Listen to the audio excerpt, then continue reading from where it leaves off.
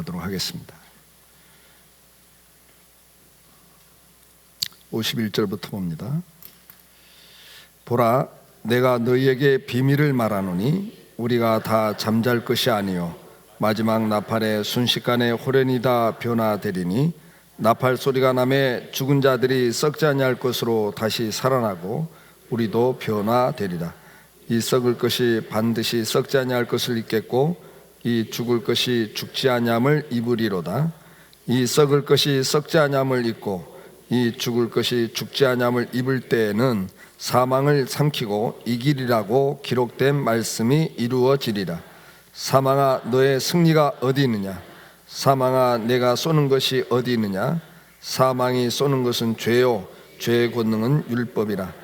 우리 주 예수 그리스도로 말미암아 우리에게 승리를 주시는 하나님께 감사하노니, 그러므로 내 사랑하는 형제들아, 견실하며 흔들리지 말고 항상 주의 일에 더욱 힘쓰는 자들이 되라. 이는 너희 수고가 주 안에서 헛되지 않은 줄 알미니라. 아멘.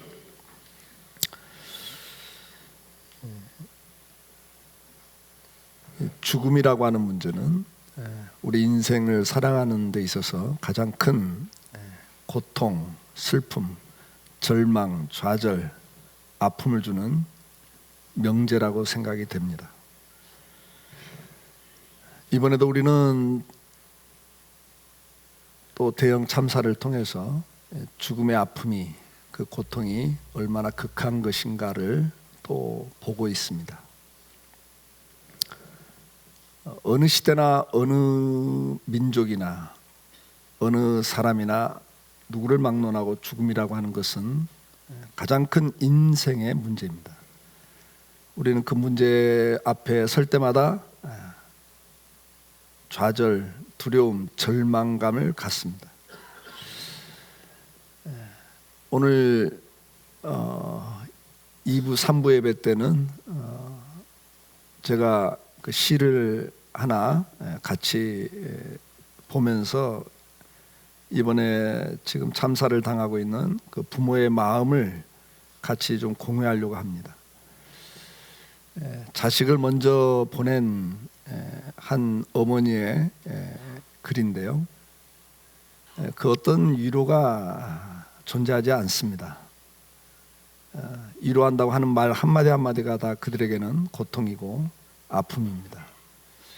지금 이 시간에도 자식을 위해서 울부짖고 있는 그 부모의 마음은 우리가 어떻게 표현할 수가 없습니다. 그저 뉴스를 더 이상 보고 싶지 않을 정도로 마음의 아픔과 눈물이 있습니다. 죽음이란 그렇습니다. 죽음이란 우리 모든 인생의 가장 큰 문제입니다. 그 어떤 걸로도 해결할 수 없는, 답을 찾을 수 없는 인생의 문제입니다. 성경은 이 죽음이 바로 죄의 결과라고 설명을 하고 있습니다. 어떤 모양으로든 어떤 방법으로든 우리는 한번 죽습니다. 그리고 그 죽음이라고 하는 것은 그렇게 절망을 주는 것입니다. 아픔을 주는 것입니다. 고통을 줍니다. 좌절감을 줍니다. 인생을 무의미하게 만들어버립니다. 아무리 성공한 인생이라 할지라도 죽음 앞에 서면 그 모든 것이 다 무의미한 것이 되고 맙니다. 죽음 앞에 명예가 무슨 의미가 있고, 죽음 앞에 아무리 많은 재물을 가지고 있다 한들 그것이 무슨 의미가 있습니까?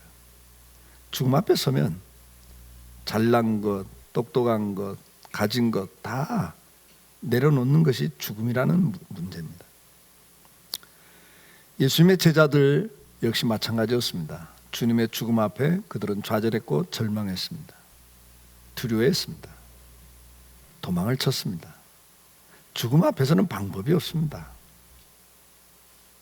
의리, 명예, 그게 쉽지 않습니다. 저는 뉴스를 보면서도 내가 만약 저 선원이었다면, 선장이었다면 어떻게 했을까를 생각해 봅니다. 자꾸 생각이 나요.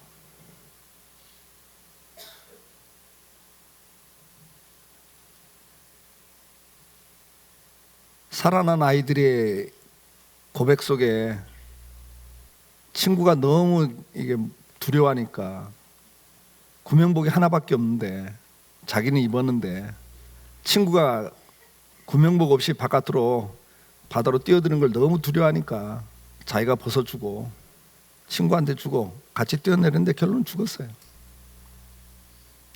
그 어머니가 뭐라고 그래요? 네가 입고 살지 왜 죽어? 너는 죽어. 나는 어떻게 살라고? 그게 엄마예요. 나는 어떻게 살아라고? 아이들은 방송을 들으면서 가만히 있는 게 안전하다니까 가만히 있었어요. 아이가 그래요. 자기들이 생각해도 움직이면 한쪽으로 쏠리고 한쪽으로 사람들이 몰려들면 더 위험할 수 있겠구나. 그 말을 믿고 그대로 있었단 말이에요. 얘들은. 요즘 애들이요 문제 많다고요? 내가 보면 애들이 문제 많은 게 아니에요. 어른들이에요. 이기주의와 물질주의에 빠져가지고 돈이면 자기 개인 외에는 생각하는 게 없는 이 어른들이 문제죠. 아이들은 아직도 그렇지 않은 것 같아요.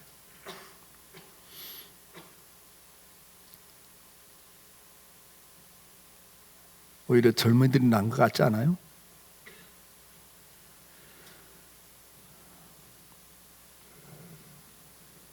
자, 어쨌든 간 죽음 앞에 서면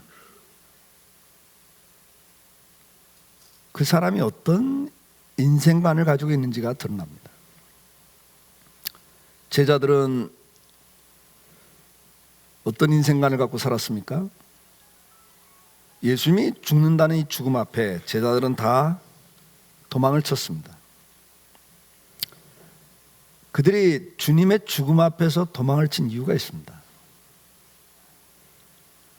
마가복음 9장 34절에 보면 그들이 잠잠하니 이는 길에서 서로 누가 크냐 쟁론하였습니다. 누가복음 9장 46절에 보면 제자 중에 누가 크냐 하는 변론이 일어나니 누가복음 22장 24절에 또 그들 사이에 그 중에 누가 크냐 하는 다툼이 난지라. 한 번이 아니라 반복적으로 제자들 사이에는 끊임없이 누가 크냐는 싸움이 있었습니다. 누가 예수님의 수제자냐? 요즘 말로 하면 누가 예수님의 실세냐? 누가 더 예수님의 측근이냐? 이 싸움을 했습니다. 그 이유가 뭡니까?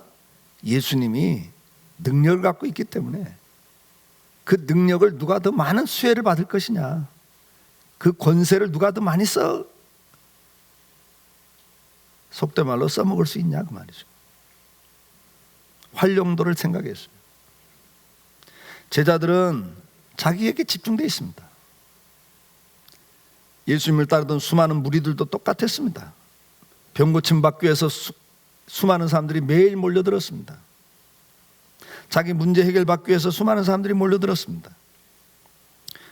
마태복음 8장 16절에 저물매 사람들이 귀신 들린 자를 많이 데리고 예수께 오거늘 예수께서 말씀으로 귀신들을 쫓아내시고 병든 자들을 다 고치시니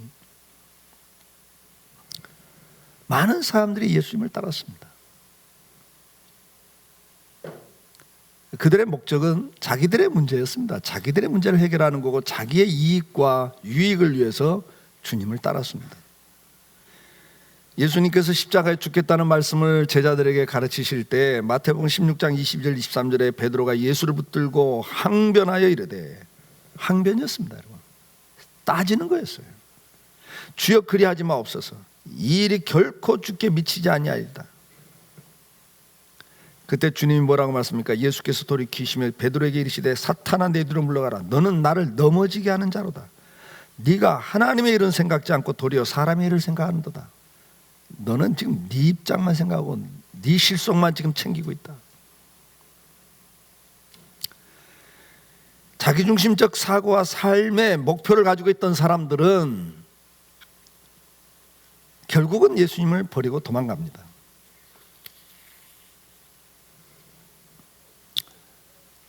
오늘날 우리가 지금 계속 반복적인 일들을 보고 있는 겁니다.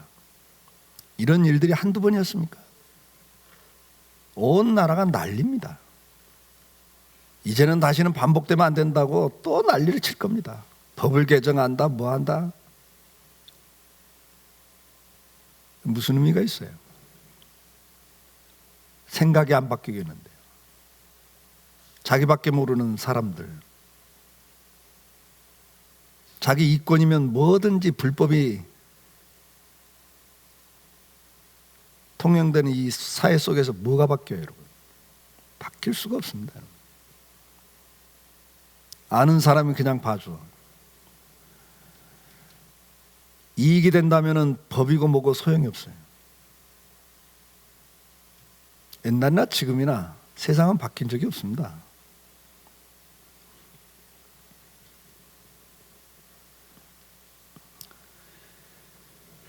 중요한 것은 믿는 자들이 바뀌어야 됩니다.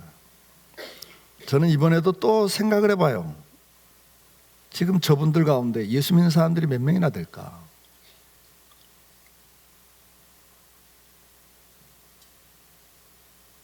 무리하게 항해를 지시하는 그 회사 관계자들 가운데 예수 믿는 사람들이 과연 몇 명이나 될까?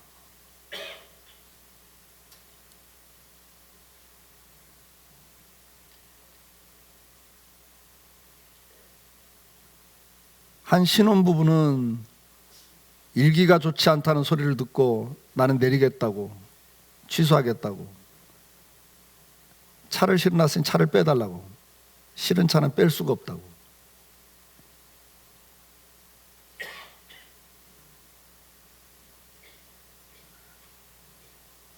고객이 주가 아니에요. 다 돈이에요. 좀 더 지켜봐야 될 문제입니다만 보나마나요, 여러분.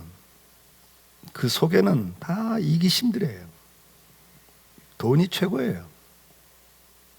사람의 생명 안중에 없어요. 이것이 누구 이야기입니까? 그들의 이야기가 아닙니다, 여러분. 지금 오늘 우리 이야기 아닙니까? 그래서 주님은 그래요. 예루살렘 망대가 무너졌을 때 사람들이 죽은 걸 보고 저거 누구 죄입니까? 주님이 그랬어요. 회개해라, 회개. 너희의 죄라 이거죠. 똑같은 죄라 이거예요. 회개하라, 회개하라. 망대가 그냥 무너졌어요? 지진으로 무너진 거 아니잖아요. 관리를 안 했고 부실공사든 오래된 망대인데 보수를 제대로 안 했던, 그래서 무너진 거죠. 회개하라 말이에요. 회개하라. 지금 우리가 누구를 탓하고 그럴 때가 아닙니다. 원인 규명을 하고 보완을 해서 다시는 이런 일이 없어야 되겠죠. 그러나 더 중요한 게 있어요. 그 다음에 딴 데서 또 안 터져요? 기본적으로 바뀌어야 될 문제입니다. 자, 예수님의 제자들이나 오늘 이 시대나 뭐가 다릅니까? 그 시대에 예수님을 따르던 수많은 무리들과 우리가 뭐가 다릅니까? 어느 시대나 그랬단 말이죠. 그러나 중요한 것은 뭡니까? 예수님의 부활을 믿고 난 다음에 사도들은 변했습니다. 예수를 만났습니다. 그것도 부활하신 예수님을 만났습니다. 그리고 처음에는 그 부활하신 예수님을 믿지 못했습니다. 믿지 못할 때 그들은 만났지만 나중에 고기 잡으러 갑니다. 베드로가. 제자들이 다 따라갑니다. 뭐죠? 부활하셨는데 두세 번 만났는데 확인이 안 되는 거예요. 믿어지지가 않는 거예요. 그래서 다시 돌아가요.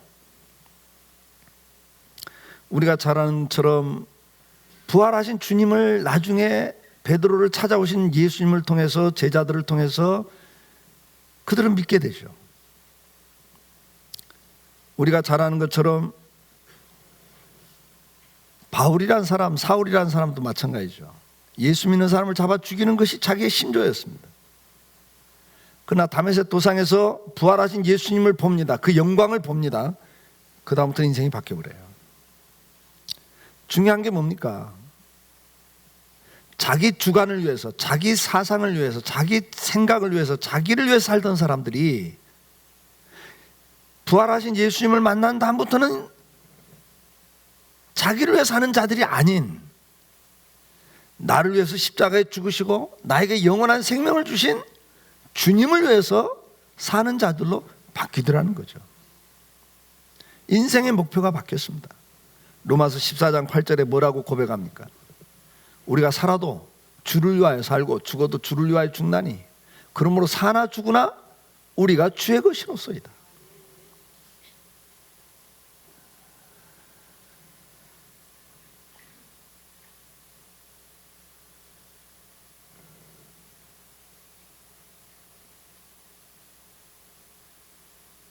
눈물이 나요.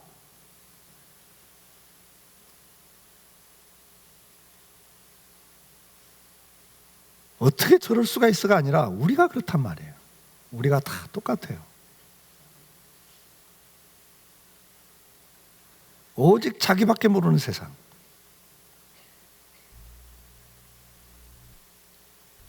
그게 얼마나 힘든 세상이에요. 제자들이 그랬어요. 다 자기 위주예요. 하나님의 일은 생각지 않고 내 일을 생각한다. 그걸 주님 제자들에게 뭐라고 그래요? 사탄아 그래요. 사탄아. 여러분 그게 뭐예요? 사탄이 우리 속에 들어와 있으니까, 사탄이 우리를 지배하니까 오직 자기밖에 모르고 살게 만든단 말이죠. 자기가 최고예요. 자기 생각이 최고예요. 남의 생각, 남의 주장 관심 없어요. 오직 자기예요. 자기밖에 모르는 세상, 물질이 최고인 세상, 이게 하나님을 떠난 인생의 모습 아닙니까? 고린도서 5장 9절에는 그런즉 우리는 몸으로 있든지 떠나 있든지 주를 기쁘시게 하는 자가 되기를 힘쓰노라. 사랑하는 성도 여러분, 오늘 이 부활의 아침에 진정으로 주님, 부활하신 주님을 만날 수 있기를 축복합니다. 예수님의 제자들 주님을 계속 따라다녔습니다. 같이 있었습니다. 그러나 그들은 변하지 않았습니다. 계속 자기들끼리 싸웠습니다. 누가 크냐고. 시기하고 미워하고 질투하고 있었습니다. 제자들끼리.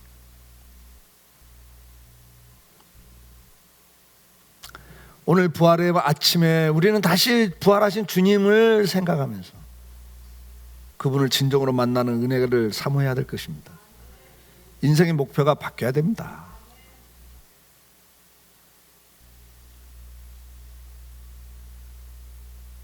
나를 위해서 살아봤자 그것은 그렇게 의미가 없습니다. 다시 이야기하지만 나를 위해 살아봤자 그것은 허무밖에 없습니다. 가보십시오. 나를 위해 살아보세요, 여러분. 부부지간에도 부모 자식지간에도 관계가 제대로 돼 있지 않습니다.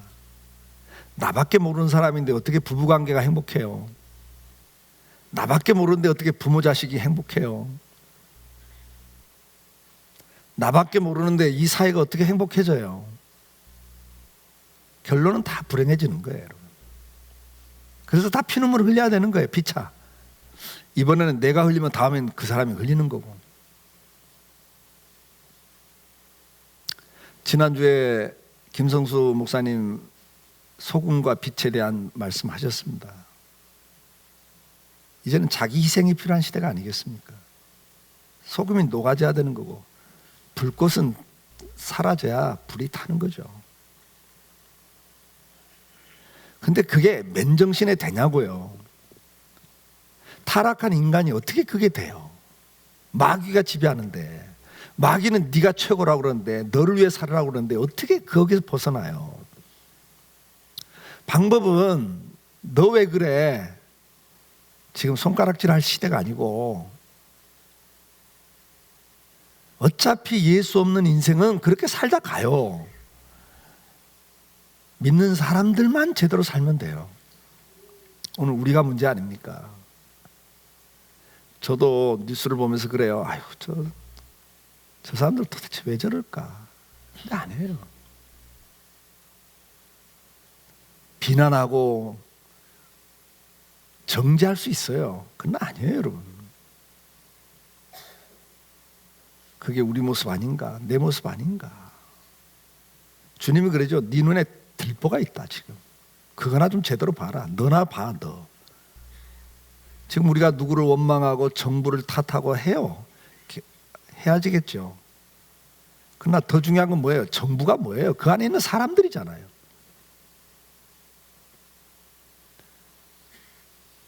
그 안에 있는 사람들 가운데 다른 사람들한테 희망 걸면 안 되고 예수 믿는 사람들이라도 자기 부처에서 제대로 해주면 변화가 있지 않겠습니까? 우리가 중요해요. 여러분 이 아침에도 아이들 데리고 오셔야죠. 자꾸 가르치셔야죠. 야, 중간고사 기간이야. 시험이나 잘 봐. 그럼 시험 잘 봐서 좋은 대학 나오면 인간으로 제대로 할 것 같습니까? 사람 노릇 할 것 같아요?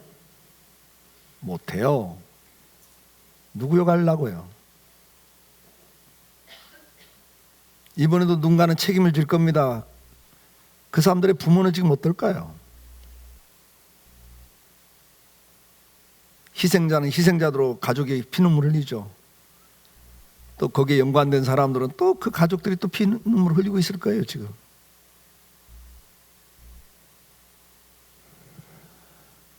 답이 있습니까? 답은 하나밖에 없습니다. 예수 믿는 사람들이 변해야 됩니다.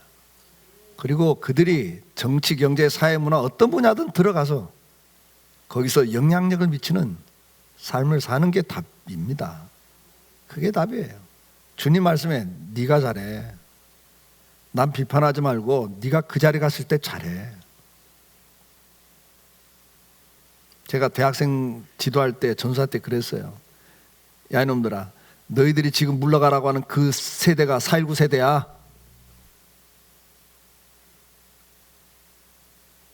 이승만 정권 물러나게 했던 데모했던 사람들이야. 근데 그 사람들이 그 자리 가니까 똑같은 짓 하잖아. 권력 잡으니까 눈 어두워지고 기득권 가지니까 그 기득권 놓치기 싫어서 저 난리잖아. 제가 그때 그런 이야기 했어요. 70년대 청년들을 내게 데모하지 말고 너희들은 공부 열심히 해서 임마 좋은 자리 가, 영향력 있는 자리 가. 너희들이 그 자리 차지해. 그래서 그때 잘해. 근데 10중 8구 너희 그 자리 가면 똑같이 변해. 너희들 권력이, 돈이 얼마나 무서운지 알아? 그 앞에 가서 안 변할 사람 별로 없어. 하나님의 믿음 안에 은혜 있지 않으면 아무도 못해. 그거 믿음 안에 있다고도 변해. 제가 그런 이야기 했어요.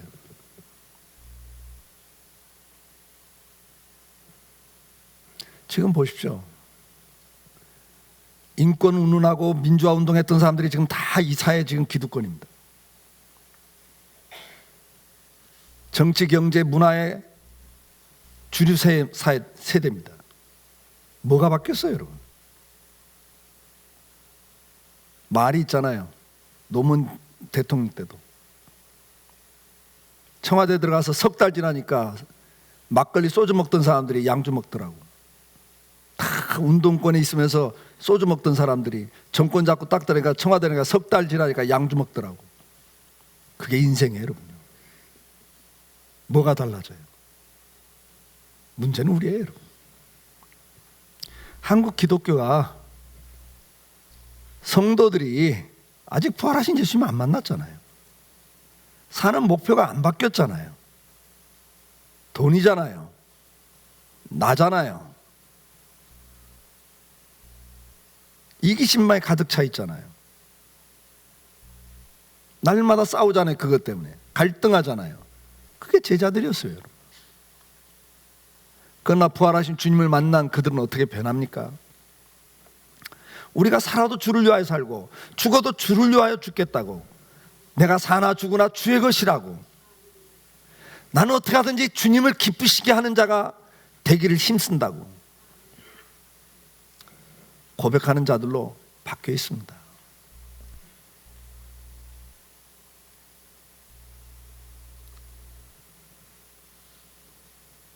진정으로 부활하신 주님, 다시 말하면 부활이 뭔가를, 우리 인생이 이 세상에서 끝나는 게 아니고 영원한 천국이 있다는 것을 아는 사람들은 삶의 자세가 바뀌게 되어 있습니다. 삶의 목표가 달라지는 사람은 삶의 자세가 바뀝니다. 죽음 앞에 좌절하고 슬픔하고 두려워했던 저들이, 그들의 모든 희망이 산산조각 났던 그 삶에서 그들은 어떻게 됩니까? 두려워하고 도망쳤습니다. 엠마오로 내려가던 제자들처럼, 다락방에 숨어서 두려움에 사로잡혀 있던, 공포에 떨고 있던 제자들처럼 오늘 우리가 그렇습니다. 그러나 부활하신 주님을 만납니다. 그 부활하신 주님을 만나면서 그들의 인생은 바뀌기 시작합니다. 뭐가 바뀌었습니까? 사도행전 2장 32절에 보면 이 예수를 하나님이 살리신지라 우리가 다 이 일의 증인이로다. 36절에 그런즉 이스라엘 온 집은 확실히 알지니 너희가 십자가에 못 박은 이 예수를 하나님이 주와 그리스도가 되게 하셨느니라.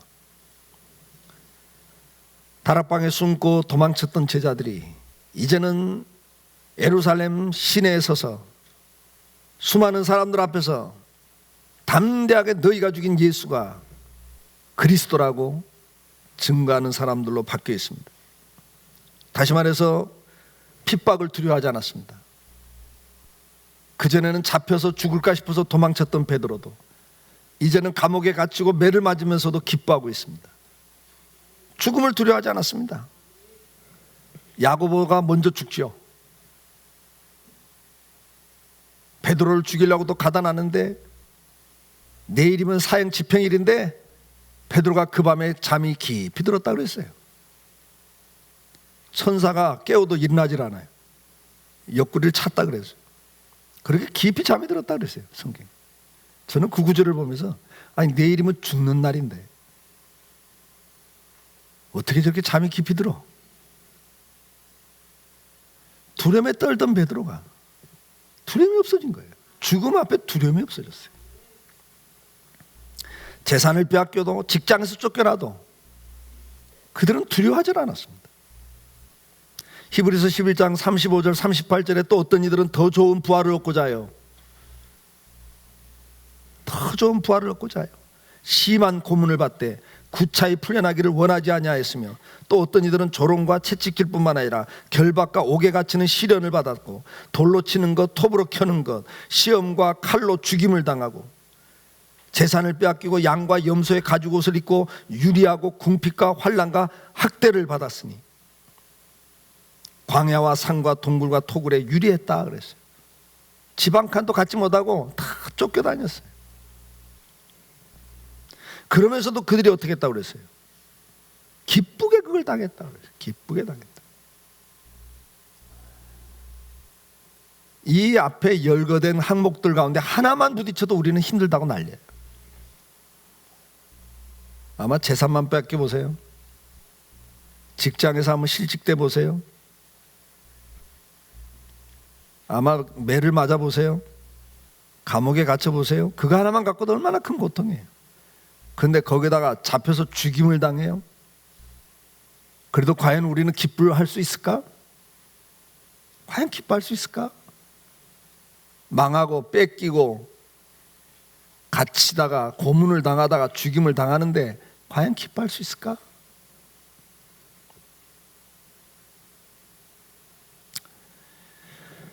그들은 기뻐했습니다. 그 이유는 딱 한 가지였습니다. 부활을 믿었기 때문입니다. 부활을 그들은 믿었습니다.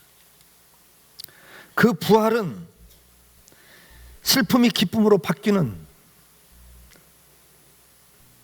속상함이 감사로 바뀌는, 좌절이 소망으로 바뀌는, 두려움이 담대함으로 바뀌는 힘이었습니다. 부활이 있기에 죽음이 두렵지 않고 잠깐 사는 세상에서 삶의 의미를 찾지 않고 삽니다. 제한적이고 쇠하고 병들고 결국은 죽게 되는 허무한 삶에서 이제는 영원한 삶을 바라보면서 사는 자들이 되었기 때문에 그들은 삶의 태도가 바뀌었습니다. 삶의 목표가 바뀌면서 삶의 태도가 바뀌었습니다. 부활이 있기에 장차 나타날 영광을 보면서 현재의 고난을 기쁨으로 받고 사는 자들이 되었습니다. 베드로전서 1장 3절에 우리 주 예수 그리스도의 아버지 하나님을 찬송하리로다. 그의 많으신 국률대로 예수 그리스도를 죽은 자 가운데서 부활하게 하심으로 말미암아 우리를 거듭나게 하사 산 소망이 있게 하시며. 산 소망. 오늘도 내 삶에 영향력을 미칠 수 있는 산 소망, 죽은 소망이 아니에요, 여러분. 산 소망을 줬어요, 부활을. 우리는 사는 의미를 깨닫고 삶 속에 기쁨과 감사가 있는가? 소망이 있습니까? 소망이 있냐 이거죠. 담대함이 있습니까? 조그만 환경만 변해도 두려움이 떨고 제자들처럼 숨고 도망가고 배신하고, 참 사람 초라하잖아요. 그런 말 있죠. 진정한 친구는 어려움을 당해보면 안다고. 어려움 앞엔 다 도망치거든요. 배신하거든요. 그러나 부활의 소망이 있었던 사람들, 베드로 배신자였죠. 그러나 부활 소망을 갖고 난 다음부터는 그는 주님을 위해서 죽는 자리까지 가는 사람으로 바뀌었습니다. 이렇게 놀랍게 바뀌는 게 부활 신앙입니다. 부활 신앙을 갖는 사람들은 삶의 태도가 바뀝니다. 삶의 목표가 바뀔 뿐만 아니라 삶의 자세가 바뀌고 태도가 바뀝니다. 고린도전서 15장 58절, 오늘 본문 58절에 뭐라고 말씀합니까? 부활을 쭉 설명하고 15장에 설명하고, 그 부활의 내용은 낮 예배 때 이야기할 거예요. 그 부활의 내용을 쭉 설명한 다음에 결론이 58절인데 뭐라고 말합니까? 같이 읽어볼까요? 그러므로 내 사랑하는 형제들아, 견실하며 흔들리지 말며 항상 주의 일에 더욱 힘쓰는 자들이 되라. 이는 너희 수고가 주 안에서 헛되지 않은 줄을 알미니라. 아멘. 고린도후서 5장 9절 10절에 그런즉 우리는 몸으로 있든지 떠나든지 주를 기쁘시게 하는 자가 되기를 힘쓰노라. 이는 우리가 다 반드시 그리스도의 심판대 앞에 나아가 각각 선악간에 그 몸으로 행한 것을 따라 받으려 합니다. 우리가 지금 어떤 상황에서도 담대하게 소망을 갖고 믿음으로 나가는 이유는 뭐예요? 마지막 심판대 앞에 선다는 걸 알기 때문이래요. 그날의 선악간에 하나님 앞에서 내 인생을 심판받는 날이 있어요. 그걸 보고 사는 거예요. 부활을 믿는 상도들은 그래서 오늘 먹고 마시자, 오늘 그냥 되는 대로 살자, 그렇게 살 수 없다고 말씀을 합니다. 아무렇게나 살 수 없습니다. 적당히 살 수가 없습니다. 베드로서 3장 11절에 가면 이 모든 것이 이렇게 풀어지니 너희가 어떠한 사람이 되어야 마땅하냐. 마지막 하나님의 심판이 있기 때문에, 부활 후에는 심판이 있기 때문에 우리가 어떠한 사람이 되어야 마땅하냐. 거룩한 행실과 경건함으로 하나님의 날이 임하기를 바라보고 간절히 사모하라.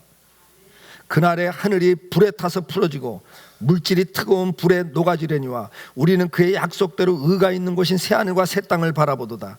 그러므로 사랑하는 자들아, 너희가 이것을 바라보나니 주 앞에서 점도 없고 흠도 없이 평강 가운데서 나타나기를 힘쓰라.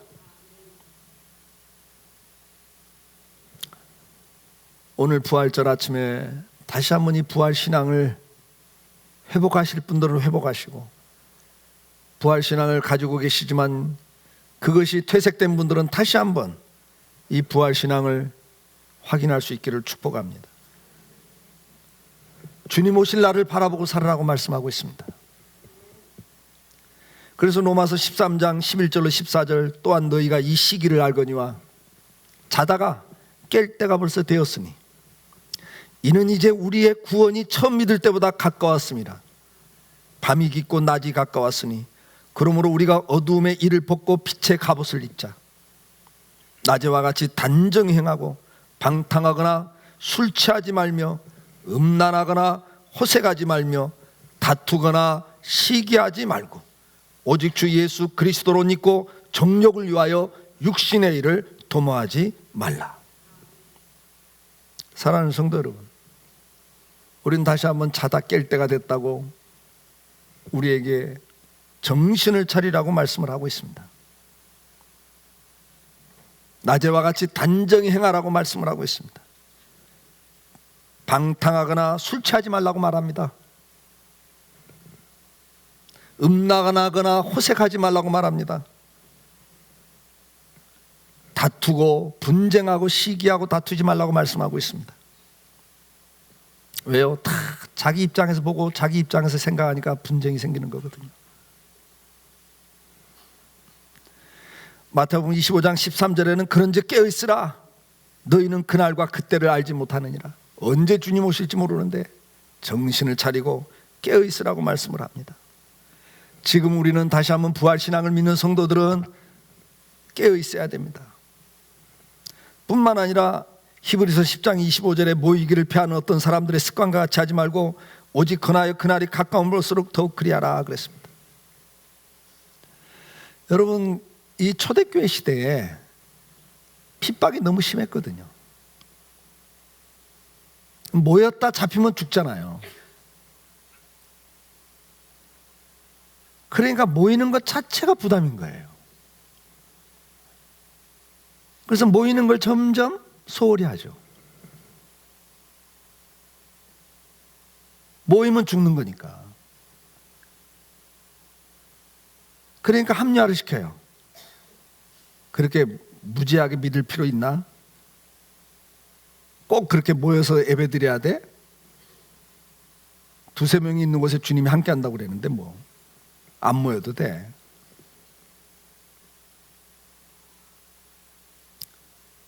오늘날도 똑같습니다, 여러분. 바쁘니까. 또 어떤 분들은 그래요. 일주일이 다 주일이지. 다 주의 날이야. 매일매일이 주님의 날이야. 매일매일이 중요해. 꼭 뭐 날을 정해서 꼭 가야 돼? 그건 율법주의야. 또 이래요. 주님은 그러지 말라는 거예요. 자기 편리와 자기 입장에서 해석을 다 해버려요. 지금도 바쁘고 피곤하고 뭐 주일날 한 번 드리면 됐지 뭐 자꾸 오라고 그래. 왜요? 다른 일이 많다는 거죠. 우리가 잠깐 있다 가는 인생인데 주님 앞에 설 날을 기약하면서 너희는 모이기를 힘쓰라고 주님은 우리에게 권면하고 계십니다. 베드로전서 4장 7절에서 10절 만물의 마지막이 가까웠으니 그러므로 너희는 정신을 차리고 근신하여 뭐하라? 기도하라. 그 다음에 뭐라고 말씀해요? 무엇보다도 뜨겁게 서로 사랑할지니 사랑은 허다한 죄를 덮느니라. 서로 대접하기를 원망 없이 하고 각각 은사를 받은 대로 하나님의 여러 가지 은혜를 맡은 선한 청지기같이 서로 봉사하라. 주님 오실 날을 바라보는 부활신앙을 가진 성도들은 정신을 차리고 근신하면서 뭐해요? 기도해요. 뭐해요? 사랑해요. 서로 대접하기를 원망 없이 해요. 하나님 주신 은사를 가지고 주신 재능을 가지고 뭐해요? 선한 청지기같이 서로 봉사하고 살아요. 주신 재능 갖고 자기 혼자 잘 먹고 잘 살려고 하는 사람들이 아니란 말이죠. 주신 재능을 왜 주셨어요? 봉사하라고, 섬기라고. 하나님 섬기고 사람 섬기라고 주신 재능이고 시간이고 물질이니. 사업하는 사람들 돈 벌면 환원하세요. 쌓아두지 마세요. 여러분들 먹고 살 만큼 하나님 주시잖아요. 사업하는 분들 먹고 살 만큼 가지고 있으면 됐지 그 이상 뭐 자꾸 쌓으려고 하지 말란 말이에요.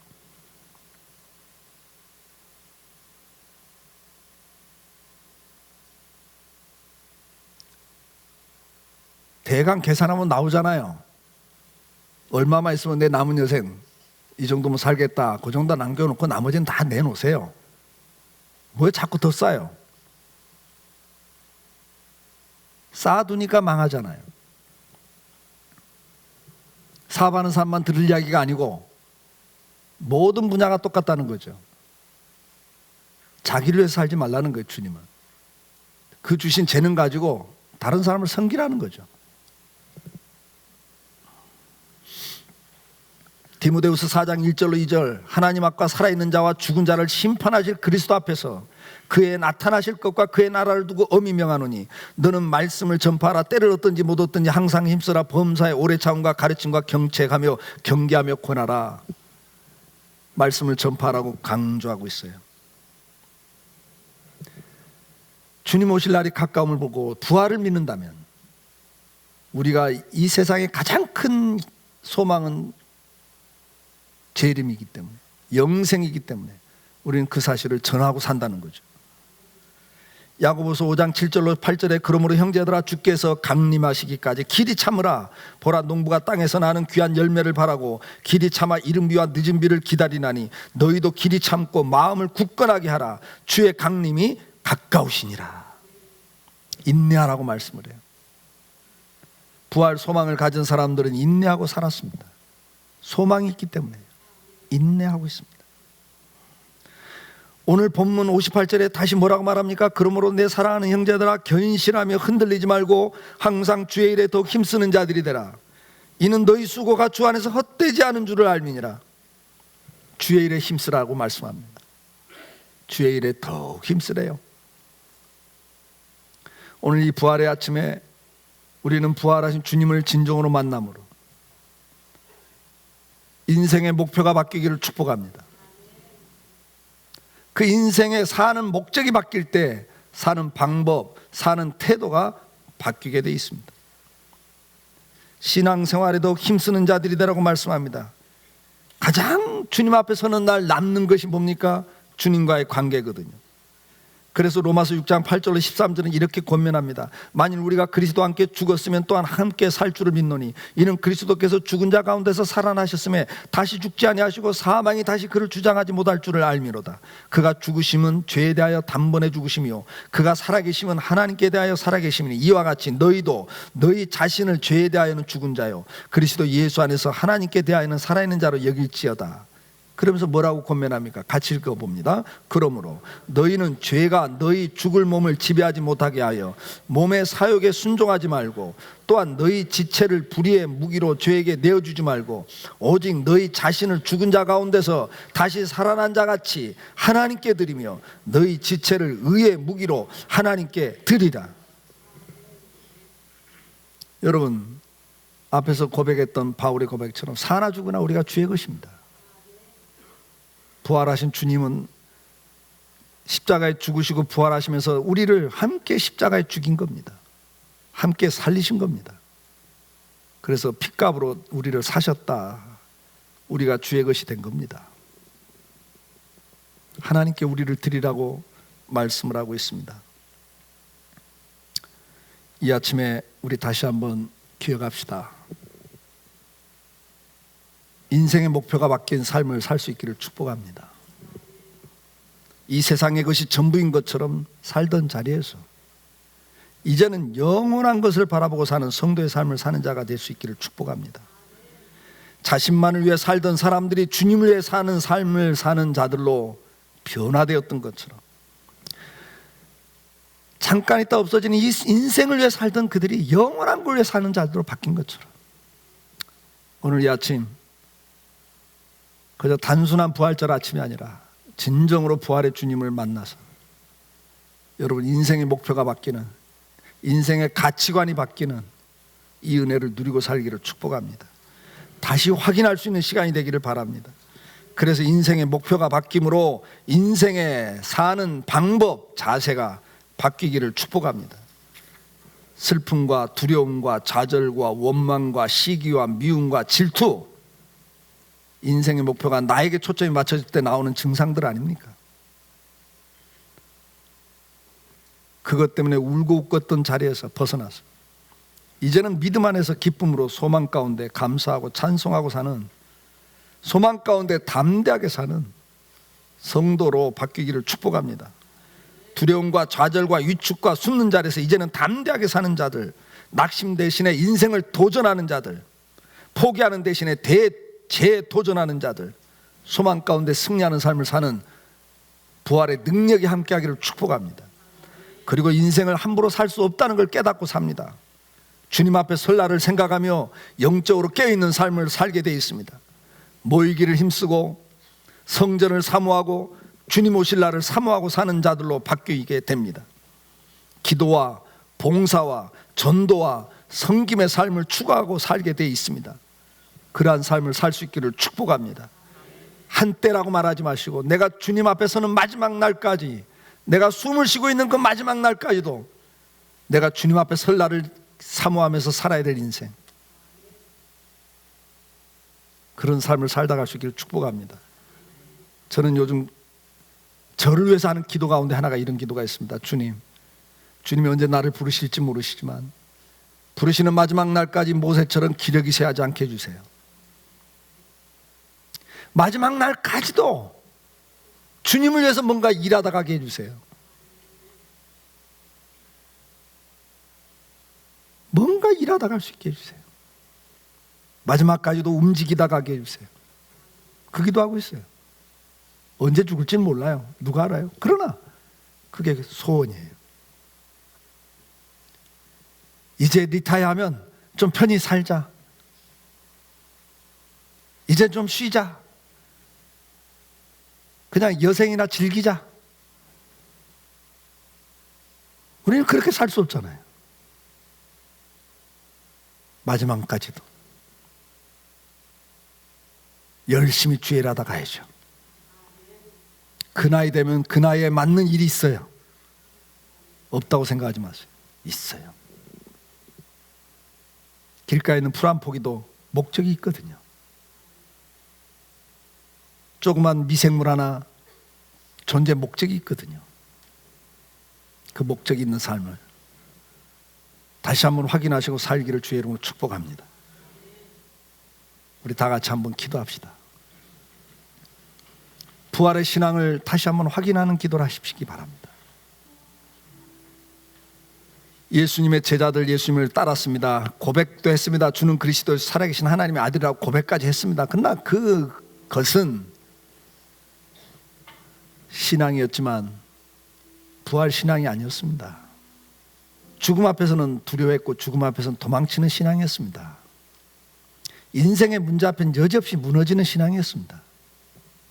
그러나 부활하신 주님을 만나고 부활 신앙을 가진 제자들은 그 다음부터는 죽음 앞에서도 두려워하지 않았습니다. 좌절하지 않았습니다. 포기하지 않았습니다. 끝까지 먹든지 마시든지 그 무슨 일을 하든 그것이 주의 일임을 알았습니다. 사명을 깨닫고 살았던 사람들입니다. 사명을 깨닫고 살기를 기도하면 좋겠고요.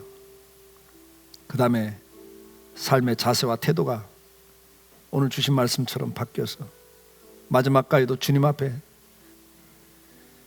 흔들리지 않고 주의 일에 항상 힘쓰는 자들, 더욱 힘쓰는 자가 되라는 오늘 본문 말씀 다시 한번 그대로 살다 갈 수 있기를, 그런 인생 되기를 이 시간 기도하시면 좋겠습니다. 우리 잠깐 기도합시다.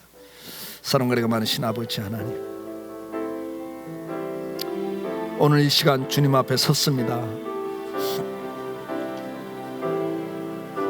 오늘 이 시간 주님 앞에 섰습니다.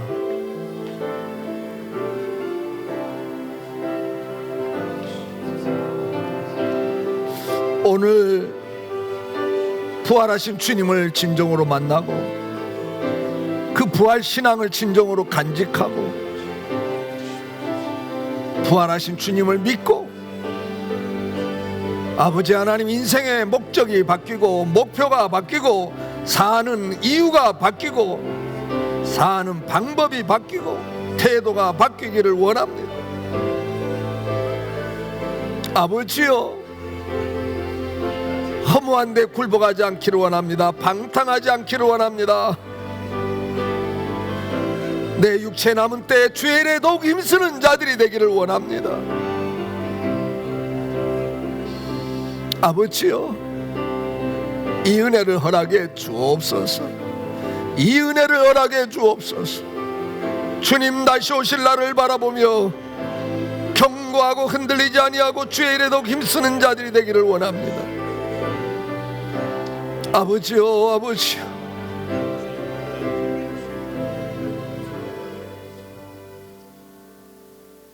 아버지 함께 하시옵소서.